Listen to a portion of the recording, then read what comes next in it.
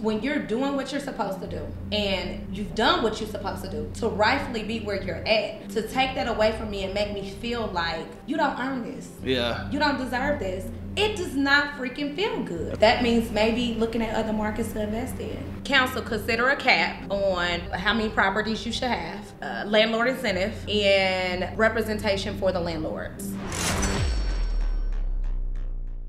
Welcome to the Millionaire Mentorship Podcast. We talk all things real estate, business, entrepreneurship. Today, I've got a group of Kansas City landlords, myself included, and we're talking about the local ordinance that is being proposed by KC Tenants, and we hope that the council takes this video and listens to it about our opinions about local landlords in Kansas City and about what our thoughts are about this ordinance. They just blindsided us with a new ordinance coming down. And the thing that really got to me, and I can't speak about it because I'm a white guy, but when I watched the Zoom meeting go down, it was very evident that it was discrimination. You guys are landlords in Kansas City. Where are you from, Harold? I'm born and raised right here in Kansas City, but my parents have Texas roots. Your parents are from Texas. You grew up in Kansas City. Yes. And you are a landlord. Yes. And I've been a community advocate for over 30 years. I had a youth program called the Kansas City Keys,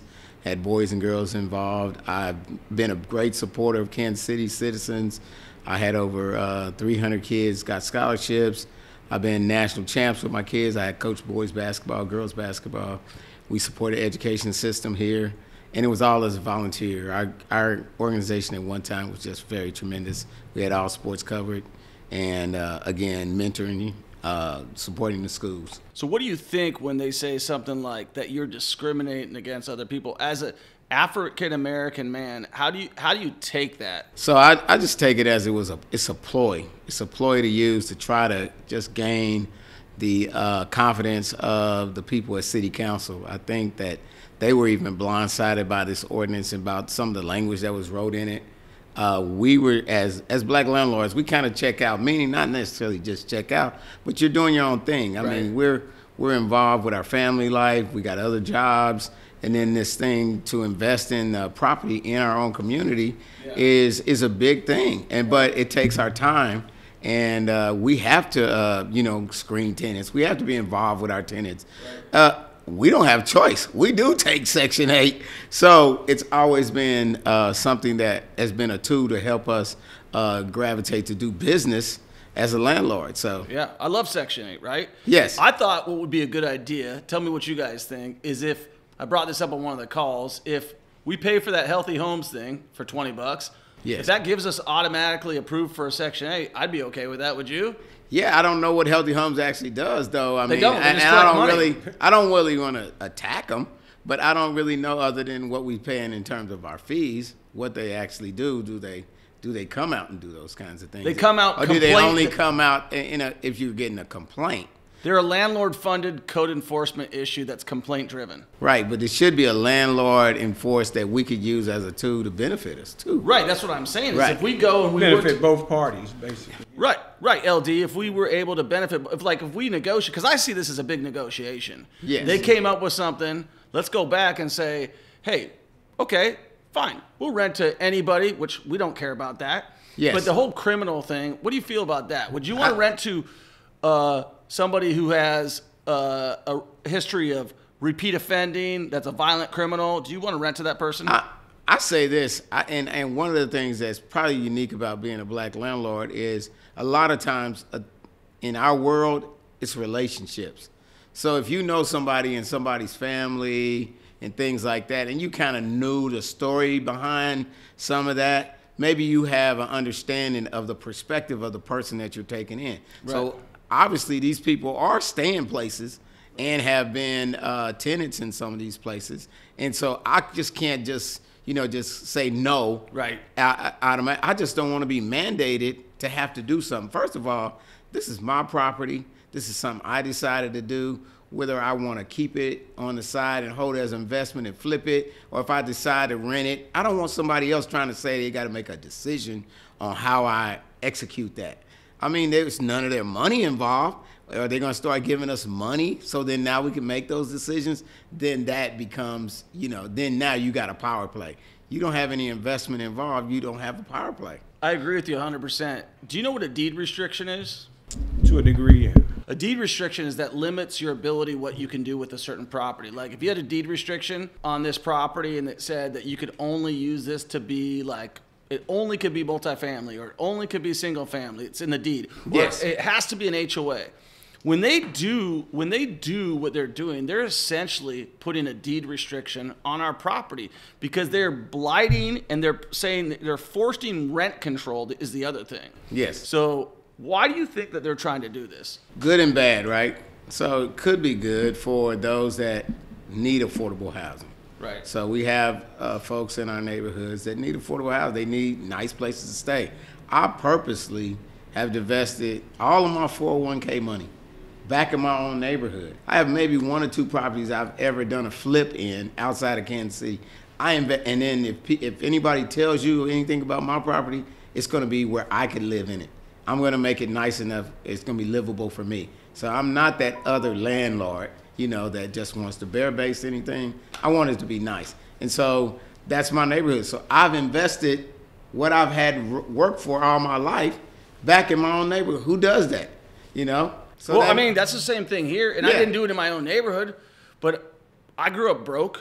Yes. In Seattle, Washington. I never had anything. So when they put like rich landlords, we're just regular people. Some of us doing better than others, some of us not. But I'm sure that you worked hard for that 401k. Yes. And when somebody tells you what you got to do, how does it make you feel? It feels like you're powerless. I mean, now here's the other thing is why do you have the opportunity or the ability to be able to tell me what to do and dictate with my money that I worked for 30 plus years? I mean, the American way is bootstraps. You come up, you work hard.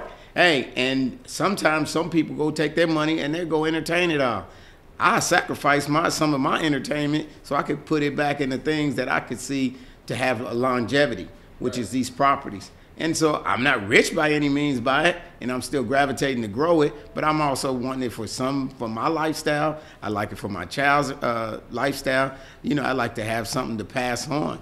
So in wealth transference. And that's the American way. So now you're trying to change the whole structure of how, they're saying you were to come up. You're coming up by your own bootstraps if you're working for it and nobody's giving you anything. And that's why I said when everybody talks about this stuff and they're like, if they can take it from you, like if a tenant can take it from you and it's now theirs, then and we don't have any rights, you don't have any rights. Right. Nobody has any rights. Right. The tenant, it's a matter of time before they say, okay, we'll get rid of that. So do you feel like we're heading into a socialistic type of atmosphere? It doesn't work though. Yeah. If you look at all the projects that we've had, they tear them down after 15, 20 years. HUD, we have one right down the street from where I live on 16th and Jackson. Yeah. It's a senior's place. So you would think in a senior's place, everybody's going to take care of the senior's place. You've got rats, rodents, infestation. This is a HUD property, the management company, they're trying to go after and all this stuff. It just doesn't work. When you got somebody with their heart in it, with their own, money's involved, hey, it really means something to them. They're going to make sure that place is cleaned up. They're going to make sure, that their own values are in that property. And so when you have personal ownership, it's much better than a socialist type of program. Just a vested interest, you got sweat equity along with your own finances, involved. So, right. Yeah. LD, do you know much about KC Tenants? Not a lot, just most of what I've seen on the news and in some of the meetings, they seem to be so radicalized, like there's just no reasoning with them, and that's the sad part about it all because, with this, it seems like we should be able to sit down at the table and come up with something that's, comparable for both parties, but right. With them, it's just like, hey, our way or the highway, there's just no reasoning with them at all. So the biggest thing that it really pisses me off. How does it make you feel, LD, when you see them say you're discriminating as somebody who probably at one point in time, I'm just throwing it out there, has been discriminated against? It's sad. I mean, it's frustrating as well because there's tenants to this day that, for example, there was a homeless guy that I met years ago, and he had a really good story about how he became homeless. And we took him in and we put him into a property.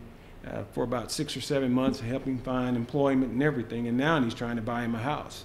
Right. And then for a while he did get on Section 8, but he got off after he got gainfully employed. But a lot of times with Section 8 people, and I'm not saying this is the case all the time, but I see it time and time and time. They come into a property with a job, and then they're paying so much rent a month themselves, and then after anywhere between 3 and 9 months, they're not employed anymore, and now Section 8 is paying 100% of everything. And so to say that you discriminate against them, I think is unfair. Totally unfair. And that's exactly how it feels. It's like they've labeled us as greedy landlords, but the reality is we're housing providers. How does that make you feel, Carletta? So by all means, I do understand that there's good cops, there's bad cops on both sides of 100%. So I'm not opposed to the fact that we do need to have a healthy dialogue and compromise on both ends for us to arrive to fairness. Right. That will feel good. Yeah. We're going to win some, we're going to lose some, we're going to give and take. Right. To arrive to that compromise. My concern is to the earlier question about how does it make you feel with them telling us what to do. It almost feels like a group bullying. Right. In right. in a methodical way, plan, pattern to get what they want. Highly organized. Highly organized. It looks like all those people in yellow shirts, they're tenants. No, they're not. They're paid people. Yeah. They're puppets. And I don't know the structure of all of that, but yeah. I just know how it makes me feel.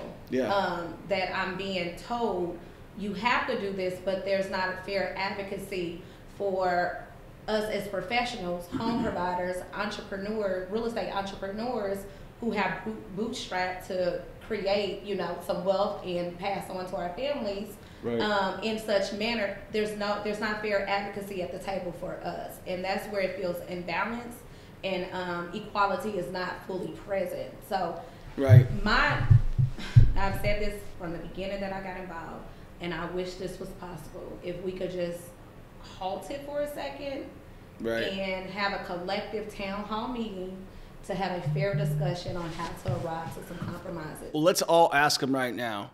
Dear City Council, would you please let us all sit at the table and come up with a solution that gives you guys affordable housing, that helps people who need to get housing, that doesn't stranglehold people who have worked hard, like Harold, Carletta, and LD, and Troy Kearns, to build their portfolio or their rental property or properties to provide housing for other people, and then some other political organization is going to come in and muscle the city council and force them to pass a law. And I've seen this happen in Las Vegas, where I spent the last 15 years.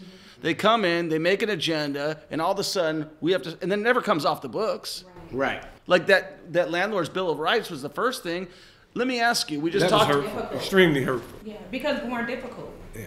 So if we're talking about that, the tenants' Bill of Rights, what has that done for any of your tenants? And I have to say this. So yeah, I'm a little guilty because I have my majority of my flips and investments have been on the outskirts because of the quality that you attract. Yeah. So when it's already a challenge there, now you're making it more compensating or comfortable to do business.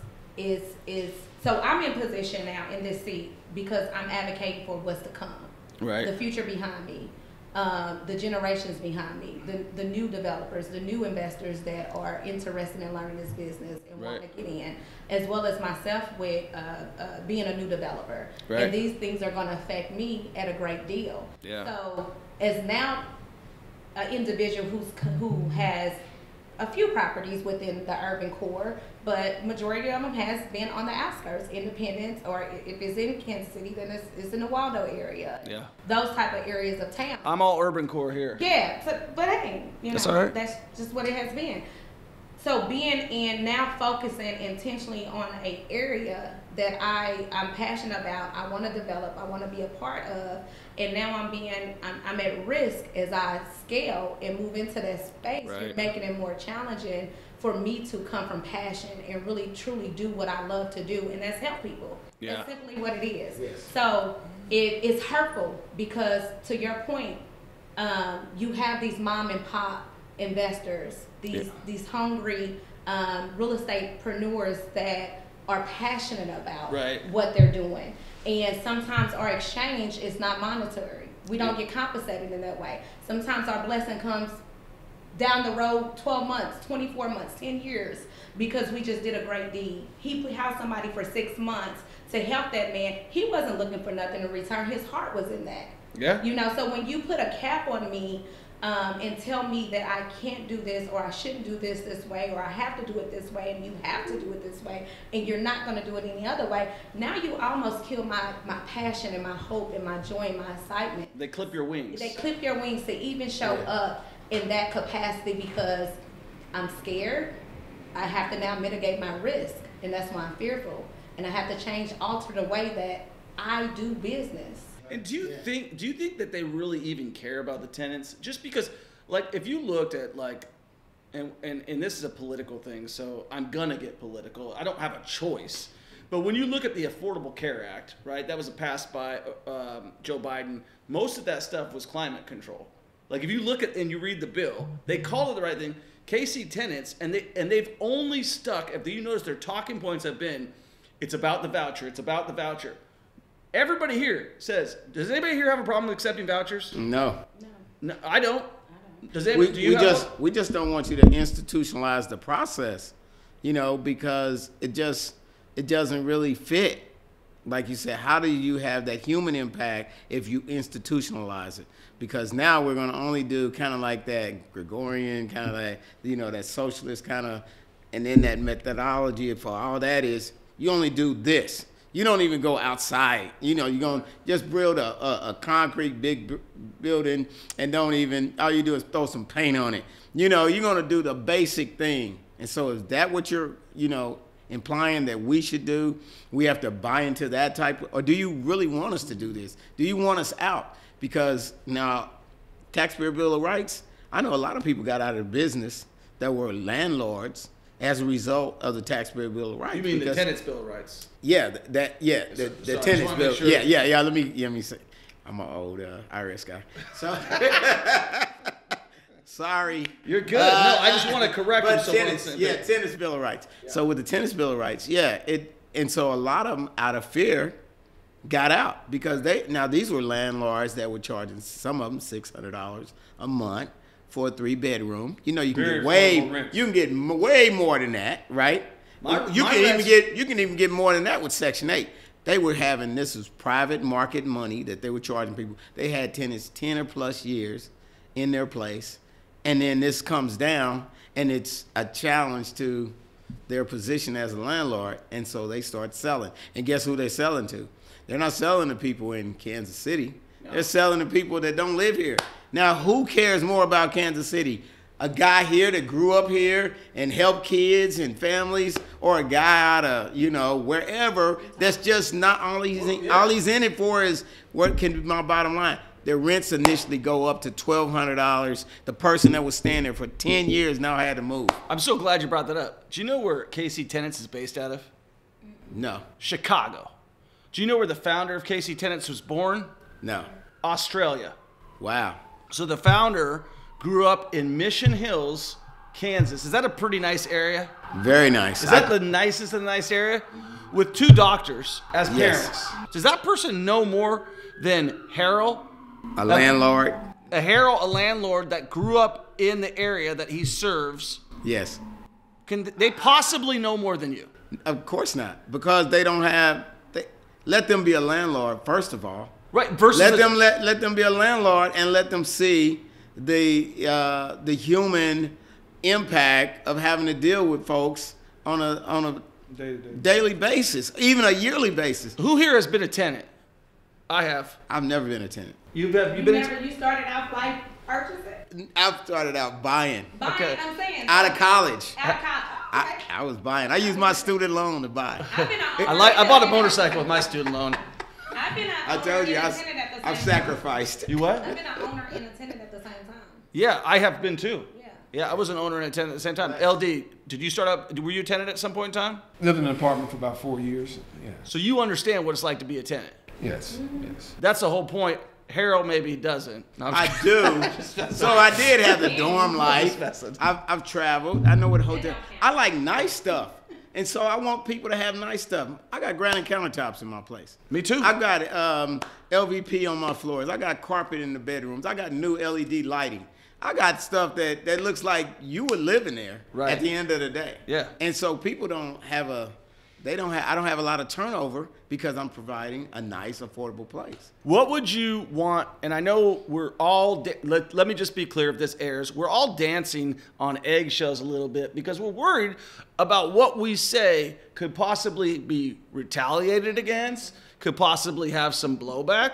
But what is the whole goal here? The goal is to come up with a solution, Yes. not to just say this is a bad idea. Our goal is to say, stop what you're doing, stop trying to shove this down our throat, and let's sit down at a table and come up with a solution that works for everybody, not just one side. I like a lot of what Harold is saying with just the word humanization.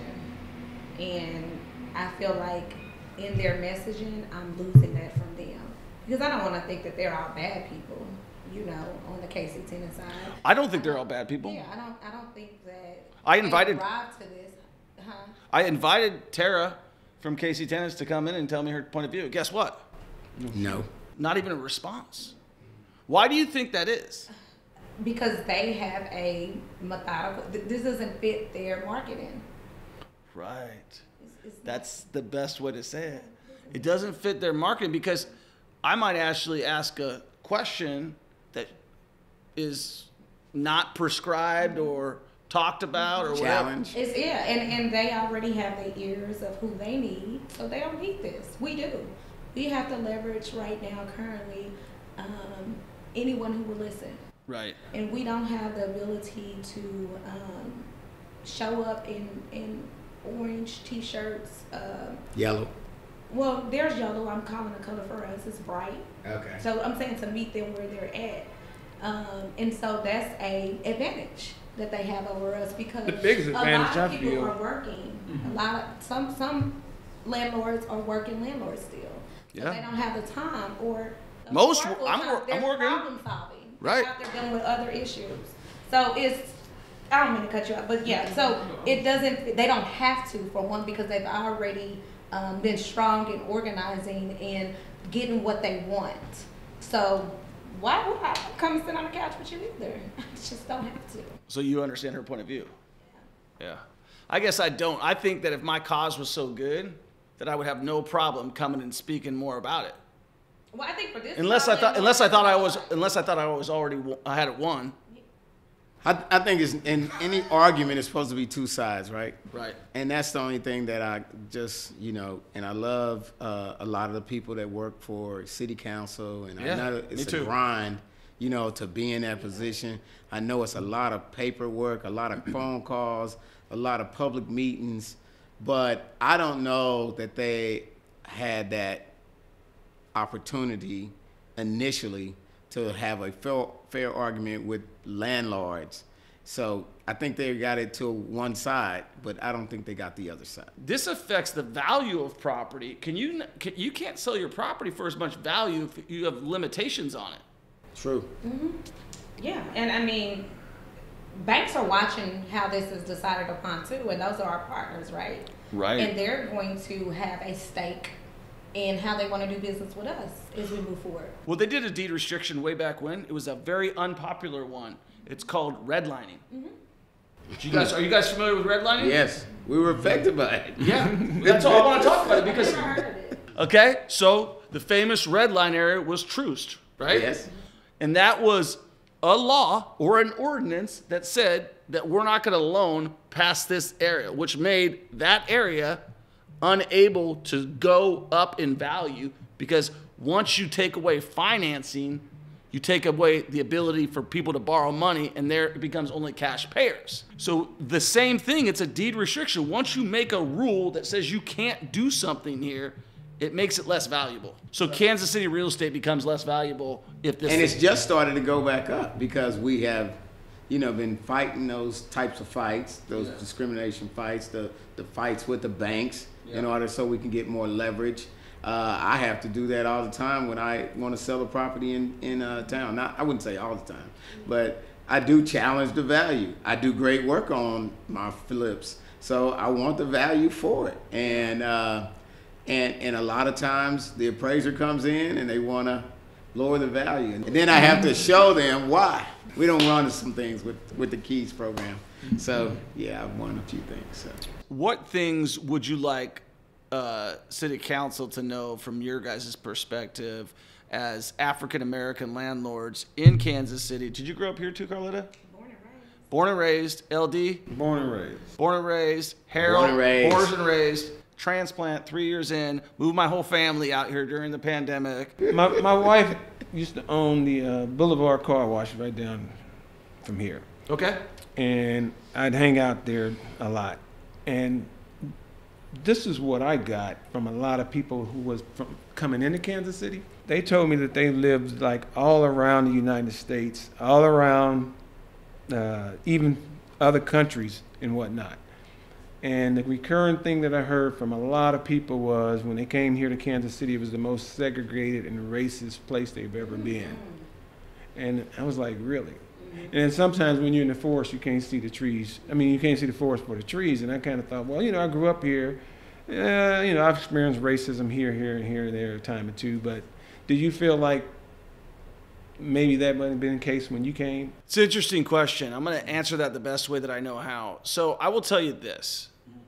I have felt like the African American have more influence in Kansas City at the city level. Meaning that your voices are louder heard. It seems like a lot of the staff is African American. A lot of the people who are elected are African American. So I don't know how that is, but I do know it's pretty segregated in terms of like a lot of people haven't left where they grew up and where the families are. But I would say no. I mean, I didn't. But the funny thing to that, what you're saying about that, we have all those people in those places, but yet there hasn't been a lot done for the urban core where, African Americans live.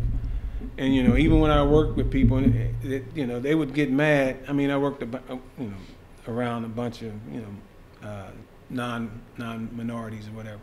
And they would always come in mad about the fact that if there was like a park put in there, and it's like, wow, man, these people pay taxes too. How come you guys are mad because they got one park or one park redeveloped? But we're getting on a rabbit trail now. No, but it's okay. We can talk about that. I think it's important. So, the more we talk, the more fluid conversation is, the better like dialogue that we have. I think that when I look at Kansas City as an outsider looking in, and I look at the urban core, and I look at if I was running the government, that's how I look at things. I don't look at it like, how would I fix poverty? How would I fix homelessness, and how would I fix crime?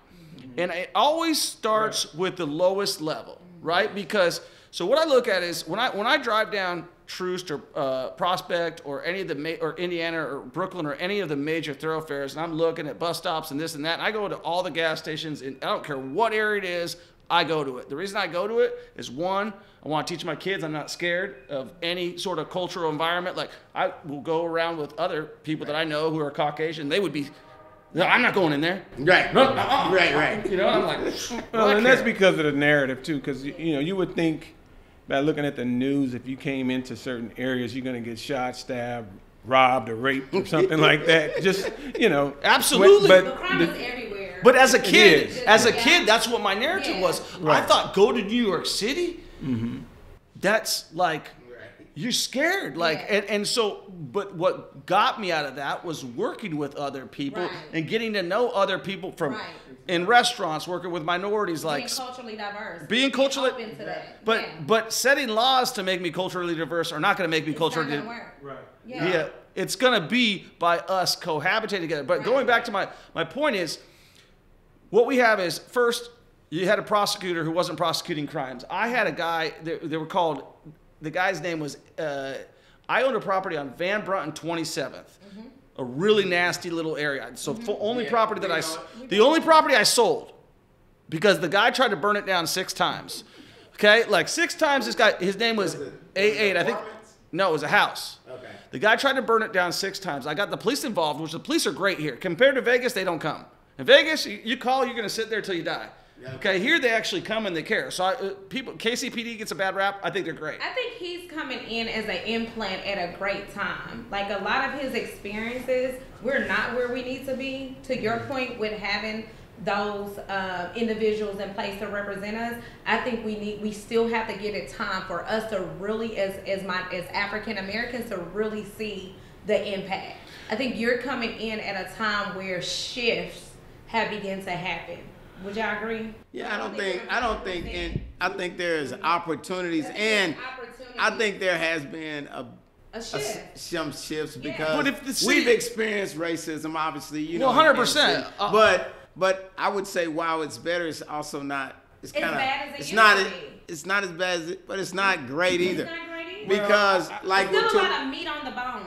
Like to Lauren's point, where can we see where the infusion of capital in our areas? So the people that have done it, to your point, to my point, Carletta's, Lawrence, are us. Yeah. It ain't the government so much. It's us spending our monies, investing back in properties east of 71. I got a property right now I should have tore down, and it's probably one of the best properties in a 5417 for sale. I would compare it to anything I know that address. On the other side of truth. But it's people like us that care about people, care about our own community. I love Kansas City. I mean, you don't ever have to talk to me about the Chiefs and the Royals. I got some complaints, but I'm a supporter 1,000%. Well, I'm a supporter of our council.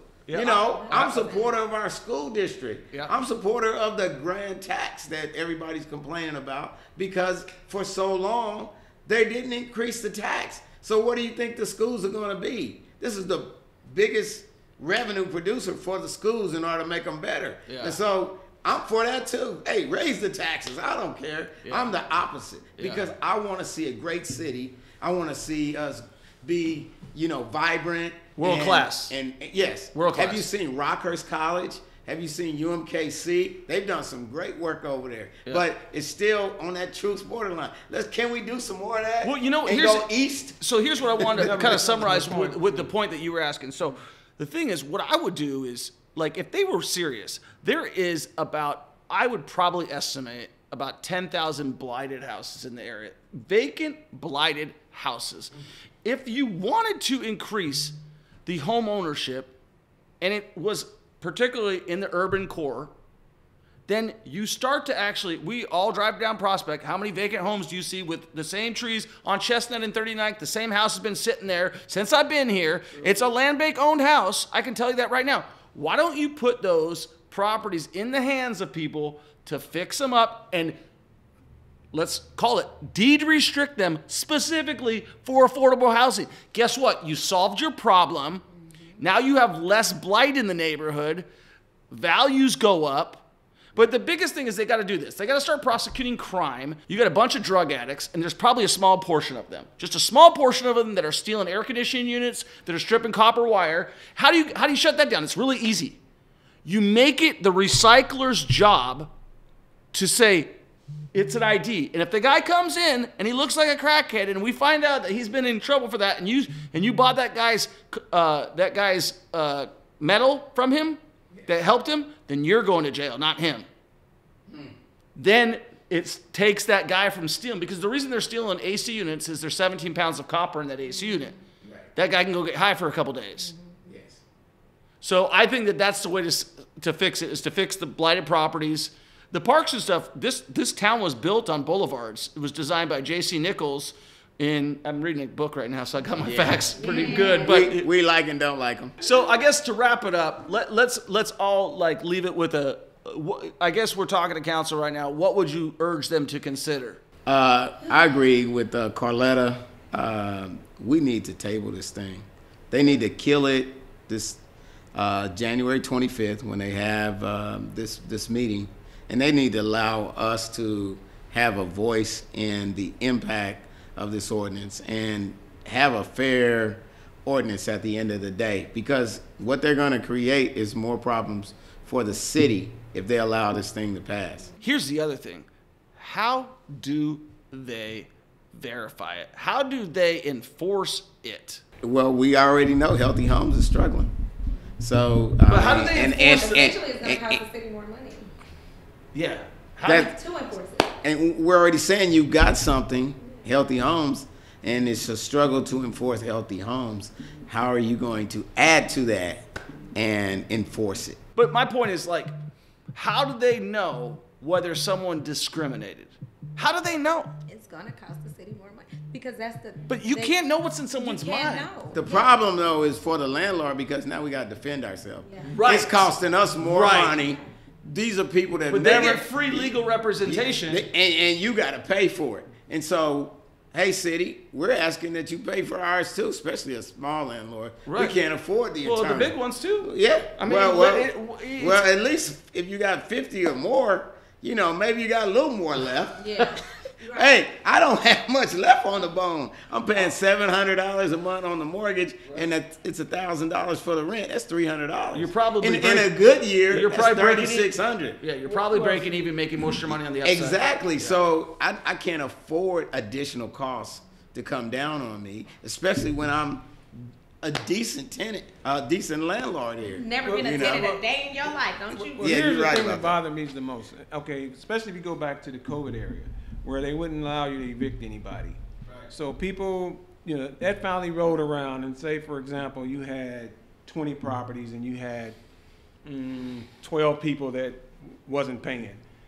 Not all those people probably got that money, whereas they paid their rent and kind of gave the landlord some relief. So for a while, a landlord wasn't getting any money.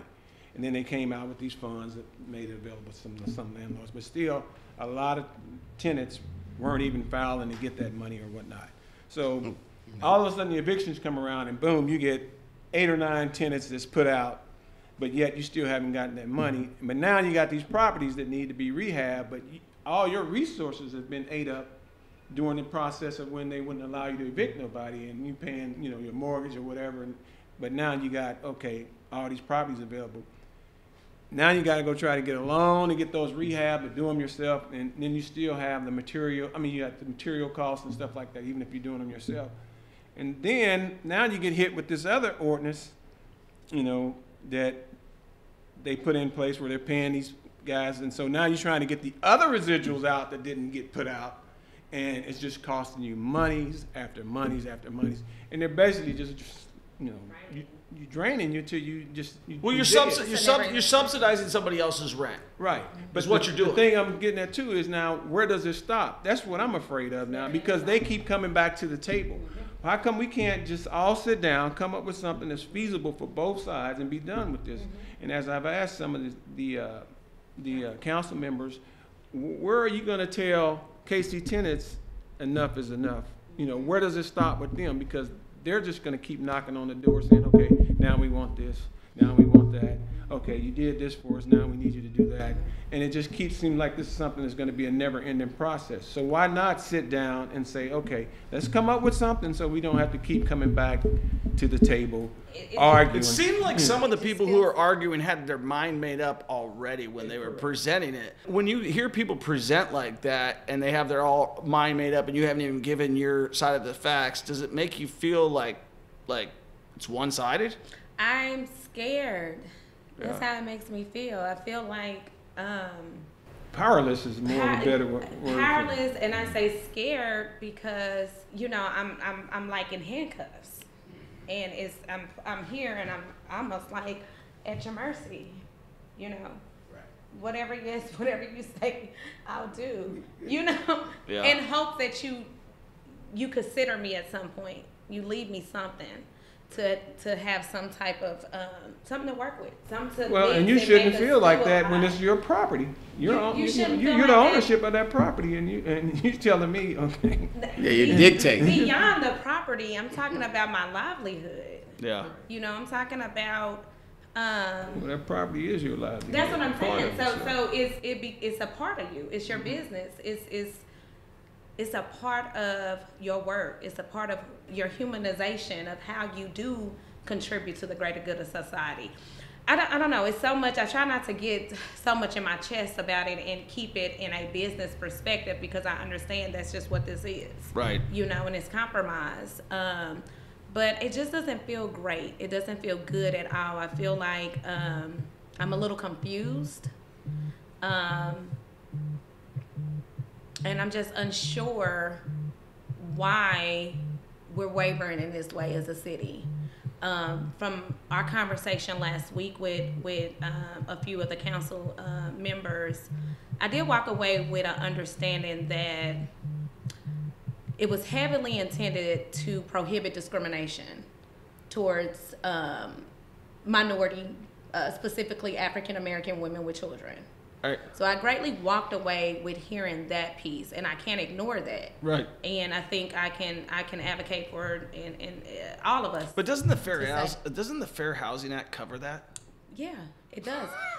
I mean, that's the thing is like, what You're gonna add to it. No, they're not adding to it. They're actually putting they're giving somebody else more power. Mm-hmm. Because let me just tell you, the only interaction I've had with anybody with the Tenants Bill of Rights has been bad tenants that know that rule and have used it to try to extort me for free rent or to not have to pay. Like, I'm going to call the trouble police on you, even though we haven't done anything. I've had that happen one time out here.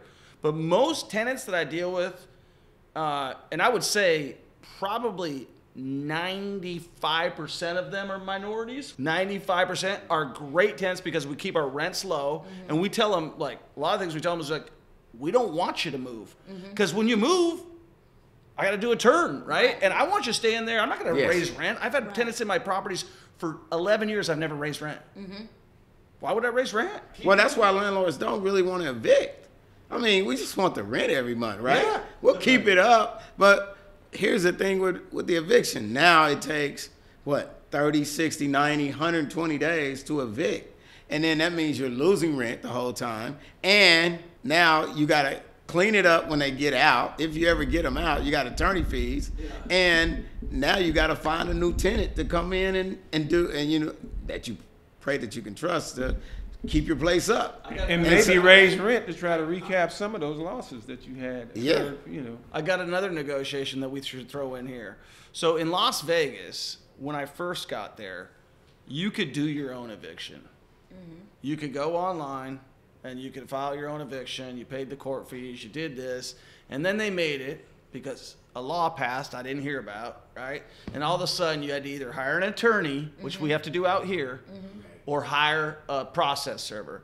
So my thinking is we go back and we get that law kicked off the books too, because the way I look at it is, if we got a fight on our hands, like, that's going to be a fight. We might lose it in the short term. This is a long world. It's a long life, right? And or it's a short life. But if we could go and say, hey, a couple things. One, why do we have to hire attorneys to eviction? Because if we're looking out for the tenants, if we reduce the cost of evictions and we could do them ourselves online through the circuit court, guess what? We could pass that savings on to the tenant, because who pays the eviction cost if they get evicted and they go to judgments? The next tenant. No, the tenant. But who has to? If they don't pay and it goes to collection, who's responsible for that? Right. The tenant should. The tenant. So if their cost is less, does it benefit the tenant? No. Yeah, it does. Yeah, yes. Yeah, it does. Yeah, so it my does. point is, Less, if we are able to do our own evictions without having to use attorneys, True. who does that benefit? That's true. Yeah. Benefits the tenants. I think We it got just horror got stories so with it got so muddy, and that's where I was going. The likelihood of this getting dismissed, I don't think is going to happen. I think, to your point, that some minds are already been made up. Everything is a negotiation, Right. and even in their positioning, Yeah. everything is a negotiation. So when it comes to how they collaborate as a council, I understand that. What doesn't feel great about that in this situation is I need somebody on that team to have my people in consideration. Who has and when that? I don't know, and that's what I'm pleading. Yeah. I understand it's a negotiation, Nathan. but I need somebody on that side to say, you know what, we can work this out, but this is what I have to have, because I have to represent, and I have to, collectively we represent the greater Kansas City. Right. So if we pass ordinances that affect, because it's beyond vouchers now. That's the language. That's where it started at, and that's where I was going. Yeah. But it's beyond vouchers. I don't think it's about vouchers at all. It's gonna affect. Well, that's why I was with the class of the group that they say that the ordinance was written in consideration of is minority women with vouchers being discriminated against by larger corporations. Okay, or big boxes. Let me use the right term, big boxes. In those situations and different scenarios that they have been discriminated against. Right. We have gotten beyond that context. Right. So it's going to affect the greater metropolitan community on both sides. Right. In a way that collectively you don't have enough voices at the table to make these decisions, because now that it has stretched and reached beyond that, that's where you're losing the focus. You're losing an opportunity to make a fair decision that's going to continue to move Kansas City in a greater position as a whole. And that's why I say I'm fearful. That's why I say I'm a little scared. Yeah. That's why I say I'm a little nervous, because everyone in my family is not homeowners. Right.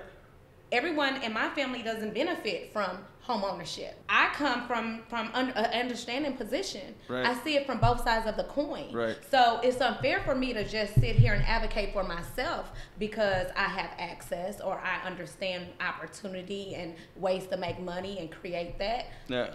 Some of them are still catching up. Some of them are going to be tenants forever because that's just, their comfort level. Right. And that's okay. Yep. But how do I sit in this position in terms of being a respected pillar of my community and not speak on behalf of my community and my fellow landlords? Yeah. Where, like Earl said, it's us who is doing the work. Yeah. It's us who have the humanality piece of it. It's us that have to pick up the backlash of this. Even with a big box, nothing against, you have way more than I do, nothing against your success.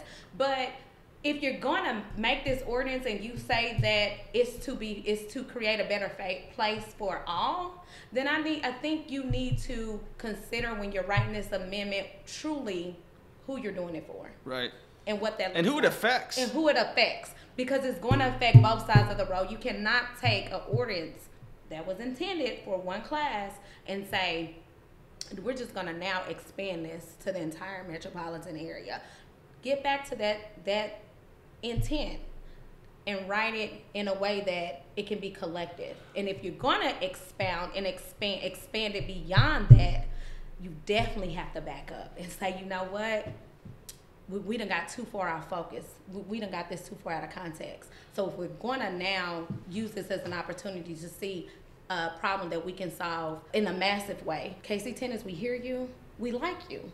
But we got to do this. We got to take a step back because we don't want to have to come back and deal with this twice. Yeah. So we see an opportunity to address some issues. And thanks for bringing this to our attention. We didn't know that this was this horrible out here. Right. But it's a better way that we can do this. So give us a moment. And we're gonna, you may not agree with everything that we come up with, but I guarantee you and I promise you, we're gonna be fair. And that's all I can give you as counsel is we're gonna be fair.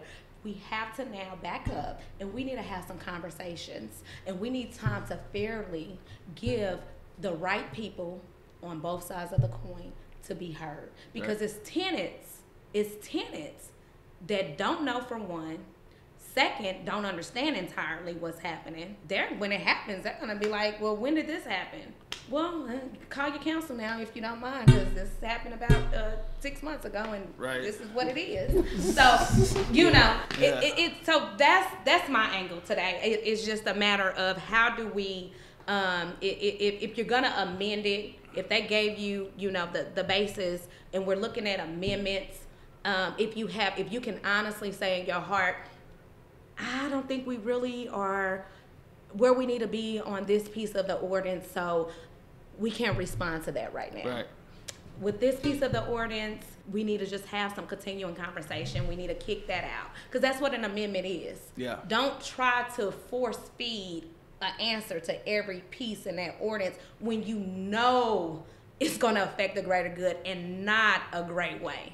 Yeah, and I just would kind of highlight that point is, like, if you are, you know, on behalf of KC Tenants, or if you are pro what they're saying, once you take somebody else's rights away, you yourself have now said it's okay to take my rights away. Mm-hmm. And that's the most important thing, is because when you started off, you were so proud of the fact that you worked so hard, you put all your 401k money in, and I'm proud of what I've accomplished growing up as a poor guy, and I'm sure you're proud of what you've accomplished. And then when somebody says, I'm so poor.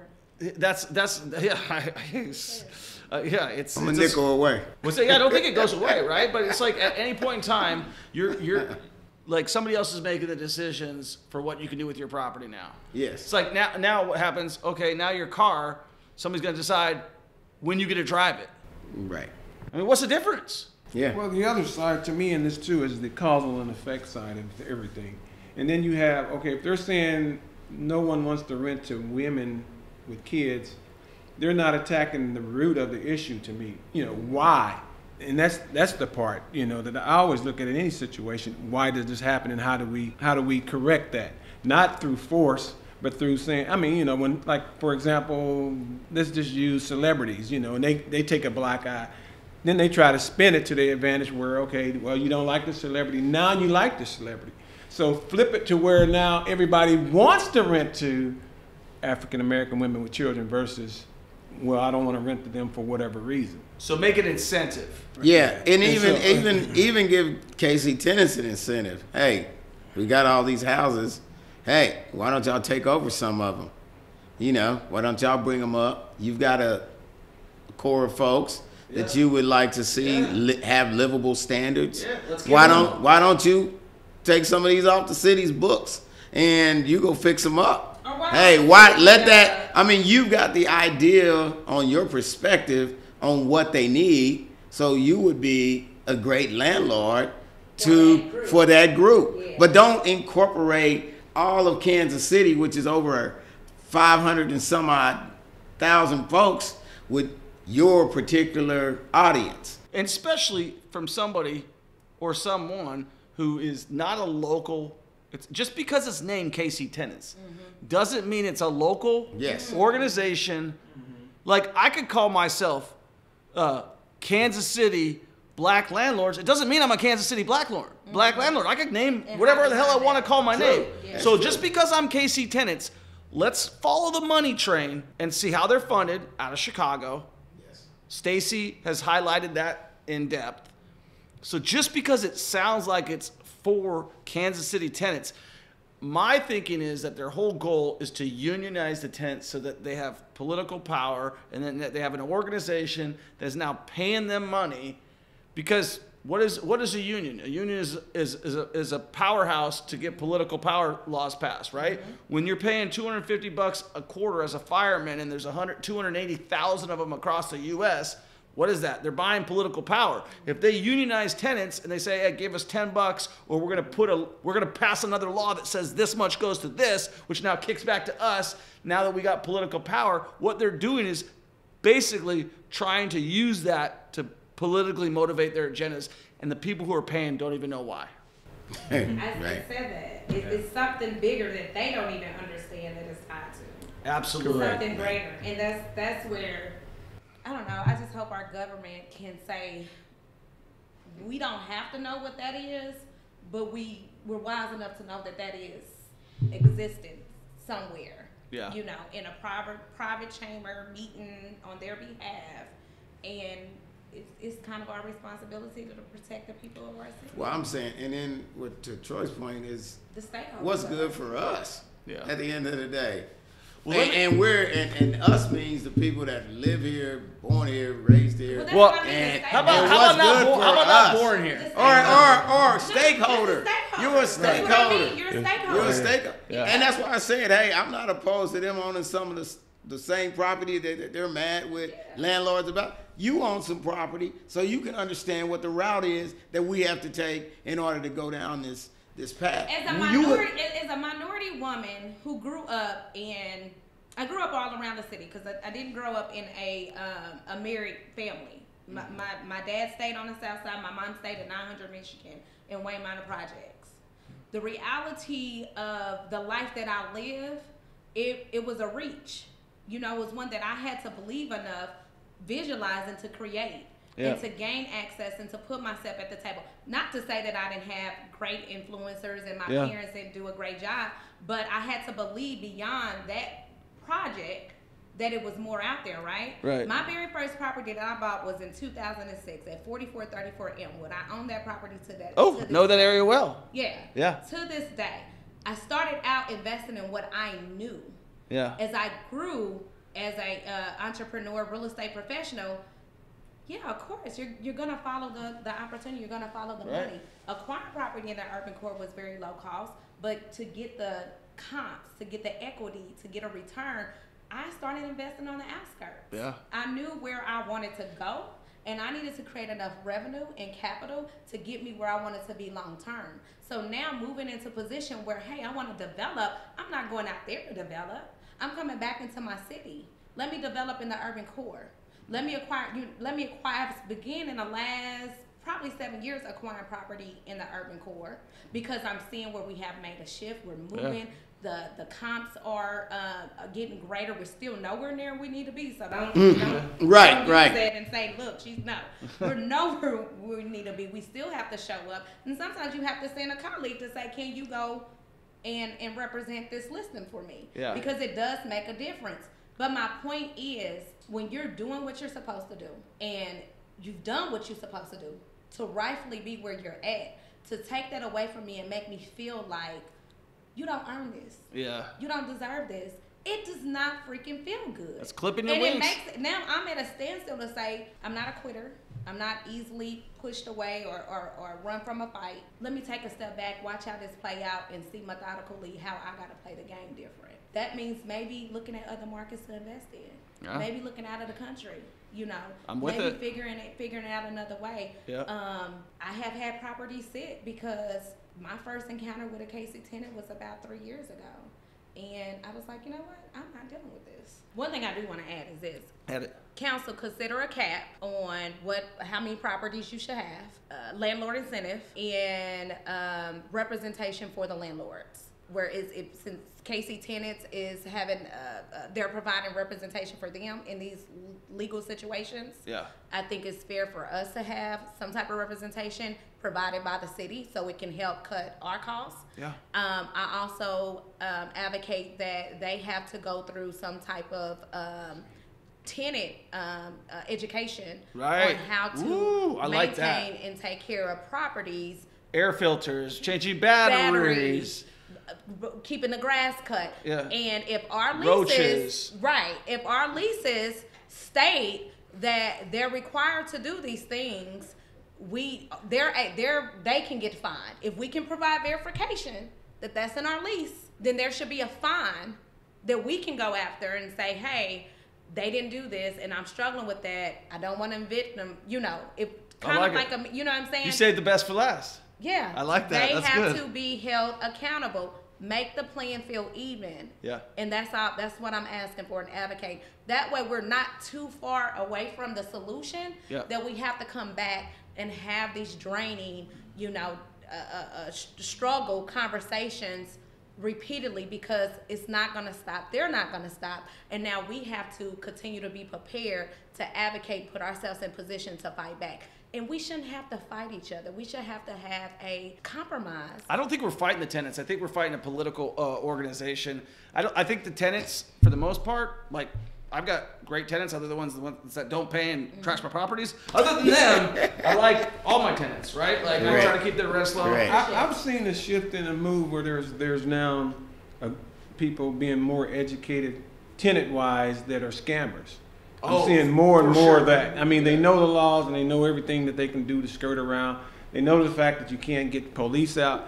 We had an issue where tenants went in and took washers and dryers and everything out, and we called the police, and they was like, well, that's a landlord-tenant issue. And no, that was a crime. Yeah. And so, I mean, they know all these different types of laws, and they use them to their advantage to take advantage of landlords. Organizational bullying. Yeah, and so it gets crazy, which creates another issue as well. Make sure that you vote and show up and email council how you feel, which way, one or the other, and we'll check in the next one. Anything else to add, Harold? January 25th is when they're going into council to a vote on that, which is this Thursday. And if you support us, come out to support the landlords at that hearing this January 25th at 2:30. Housing providers, support us. Peace. Did you ever want to invest in real estate? Did you ever want to live the life of your dreams? Did you want financial freedom? We have a free Facebook group, the Millionaire Mentorship Facebook group for real estate investing. Make sure you join. The link is in the description. If you want to schedule a free call with me and my team and you actually want to start, I would suggest you do so. We have helped hundreds of people change their lives, and all they had to do was get started. They booked a call with me and my team, and they got the ball rolling. And I'm so confident that if you don't get your first or next investment property within the first 90 days, you don't pay, and I'll give you $1,000 cash. That's how confident I am. Obviously, you got to take action. You can't just do nothing and expect that to happen, but that's life. Life's all about taking action. Make sure you give this podcast a 5-star review, share it with a friend, and take action.